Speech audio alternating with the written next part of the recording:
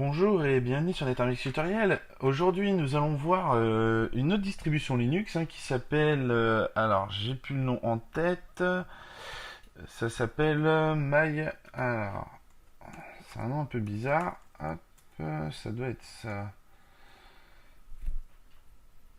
Alors voilà, myubuntu.org. On va découvrir donc cette version d'Ubuntu, donc je vais vous faire voir comment on la télécharge. Bien sûr, il vous faudra la monter dans VirtualBox, donc vous cliquez ici, New Ubuntu Install, et de là vous pouvez choisir 12.04 bits recommanded, donc c'est celle-là qu'il nous faut pour le tutoriel. Donc moi je vais aller chercher donc tout ça. Et de là, nous allons donc la tester. Il vous faut la VirtualBox, donc je viens de le dire, et on est parti. Donc, hop, on a dit la VirtualBox et démarrer. Donc bien sûr, vous pouvez lâcher vos commentaires, un petit plus j'aime sur Facebook, un petit Twitter, mettez-nous en ami, n'hésitez pas, un petit commentaire sur YouTube, un petit plus j'aime, faites-vous plaisir. Et lâchez vos commentaires, bien sûr, si vous aimez pas la distribution, si vous aimez pas le tutoriel. Donc voilà. Alors, pourquoi notre machine ne démarre pas? Ah, voilà, faut attendre un petit peu et elle va démarrer. Donc, montez sur une base de Ubuntu, donc vous voyez devant. De toute façon, le nom voulait tout dire. Moi, c'est une AMD64.ISO. Donc, pour vous, ça doit marcher aussi. Dans vos VirtualBox, on peut très bien mettre des i386 ou des AMD64. Pour les ISO, il n'y a pas de problème. Donc, bon, ça c'est fait. Alors, on n'a plus qu'à attendre. Je vais couper tout ça et je reviens tout de suite. Arrivé à cette étape, on prend la langue français, voilà, et de là, on met installer MyUbuntu. Donc, on pourrait le mettre en essayé. Moi, je vais l'installer, comme ça, on va vraiment voir les fonctionnalités. Les autres, je les avais mis en essayé, mais on va l'installer. Donc, je vous dis à tout de suite après l'install. Donc là, tout est bien paramétré dans notre VirtualBox, donc c'est bon. Hop. Ah ouais, alors non. Ouais, non, ça va pas le faire comme ça. On va plus le faire autrement. On va se mettre plus en mode essayer, ça va être beaucoup mieux.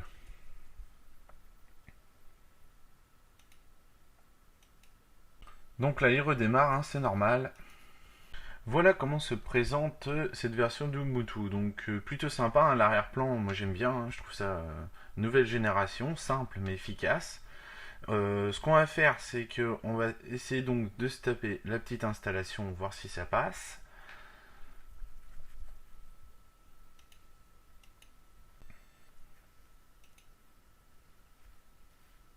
Donc en français, on clique sur continuer.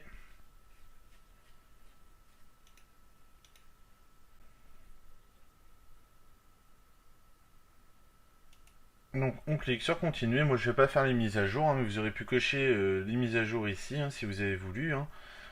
Et de là, donc on se met là et on clique sur continuer. Donc là, c'est le disque dur de la VirtualBox qui a été défini tout à l'heure. On clique sur installer.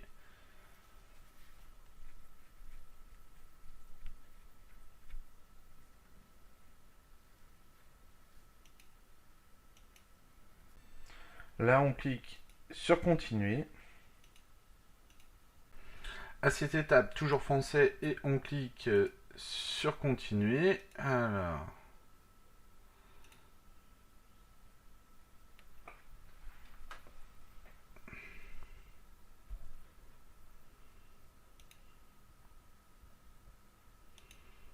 ça, c'est la détection du clavier. On va la fermer. Et là, on va attendre. Normalement, il a dû prendre le continuer. Ici, on écrit le nom de son ordinateur. On fait la touche tabulation, donc les petites flèches qui est à gauche, qui a les doubles petites flèches. Et de là, on descend pour remplir tout directement. Donc, tout est coché en vert. On clique sur continuer. Donc là, il nous dit machine primaire, moteur traitement interface. Donc voilà, nous, ça va être une machine primaire. Donc on pourrait définir le type de machine. Hein, donc c'est marqué à quoi ça sert. C'est comme on peut utiliser VNC. VNC, ça permet de se connecter à un autre ordinateur via son ordinateur, hein, de le piloter. Hein, c'est un système de pilotage d'ordinateur à ordinateur. Hein. Donc si vous avez exemple deux machines en réseau montées, vous pouvez là, très bien que si elle se trouve dans deux pièces différentes de votre maison, la contrôler directement à partir de VNC. Donc VNC il sert à ça, il existe pour Windows hein, et pour Mac aussi je crois. Après je suis moins sûr pour Mac mais sûr pour Windows. Après bon protocole SSH, vous savez ce que c'est pour vous connecter. Samba c'est pareil, vous savez ce que c'est, autrement de toute façon tout est marqué sur internet. Hein. Et vous pouvez utiliser le mode de filtering, donc ça va être style du BitTorrent hein, et MyTV, c'est pour connecter tout ça. Donc nous on va tout enclencher sauf le VNC. Hein.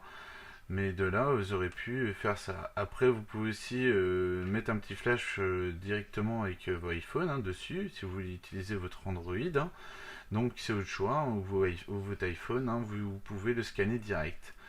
Donc, nous, on clique sur continuer. On va laisser ça comme ça. Donc, chaque distribution Linux a sa particularité. Hein, je rappelle tout ça. Hein, donc,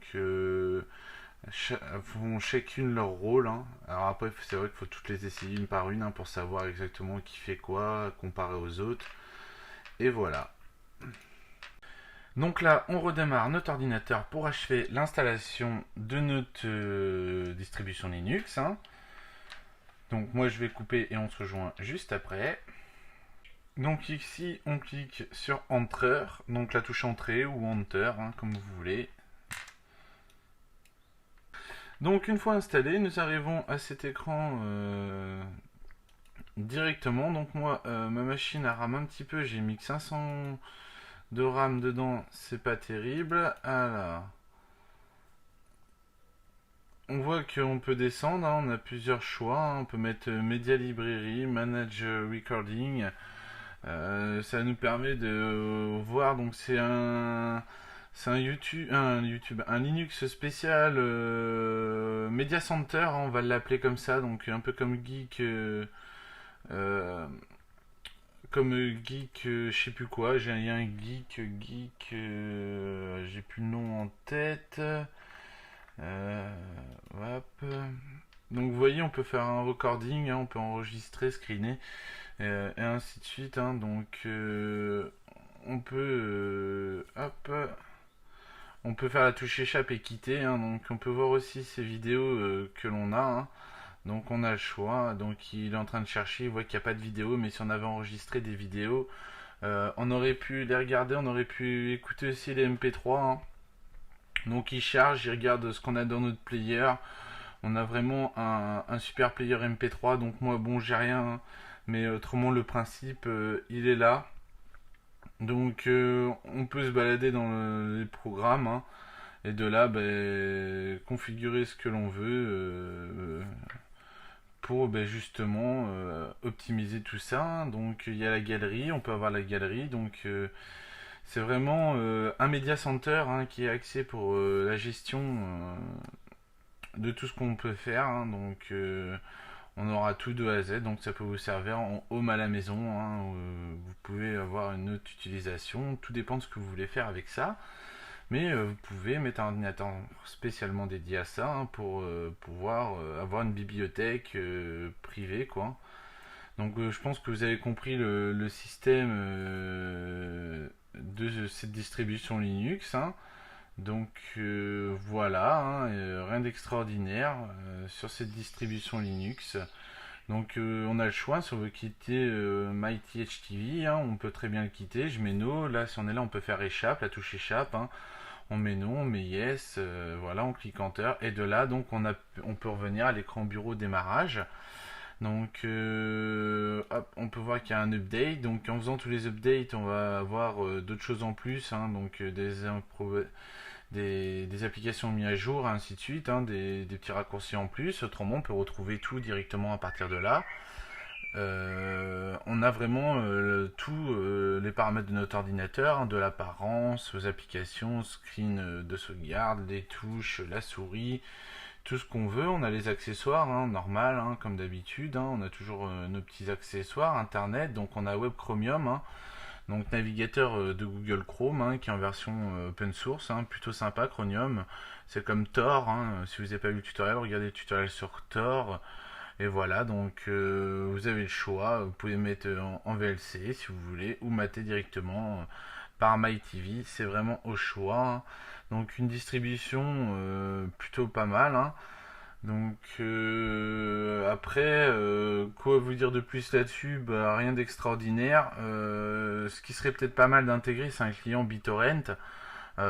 Si vous êtes beaucoup à vouloir un client BitTorrent, je peux essayer de vous en intégrer un, hein, c'est à voir. Et voilà, donc n'hésitez pas, et si vous attendez, si vous êtes nombreux, ben, je vous ferai plaisir en essayant de vous installer ça ou autre chose sur cette distribution. Donc on a fait à peu près le tour de toute la distribution, rien d'extraordinaire. Donc après, non, je vois pas quoi vous dire de plus, hein. On a vraiment tout dit, vraiment de A à Z, hein. On peut déplacer la barre, hein, si on veut, hein. Vous voyez que je me la place où j'en ai envie, hein. Plutôt pas mal. Après, on peut modifier les propriétés, clic droit dessus, hein. On peut modifier toutes les propriétés si on veut modifier les propriétés. Et voilà. Je pense que c'est tout pour cette distribution Linux. Après, je vois pas, ouais, quoi vous dire de plus, hein. Hop. Comme d'habitude, bon ça je pense que vous le savez, hein, une application, on peut la déplacer comme ça, hein, on maintient gauche, on déplace, on a notre appli qui vient de se mettre. Donc on peut faire vraiment pas mal de trucs, hein. Donc après, je pense qu'on a fait le tour, ouais, vraiment là tous les paramètres, hein. Si il y a des questions, posez-les, n'hésitez pas. S'il y a des commentaires, posez-les, n'hésitez pas. Et hop, donc c'est j'ai le fermé. Et pour quitter donc bon bah notre Linux en finale, on clique sur déconnexion ici. Et de là on a le choix de redémarrer, d'éteindre ou d'hiberner. Voilà, je vous dis à bientôt sur NetArmix Tutoriel.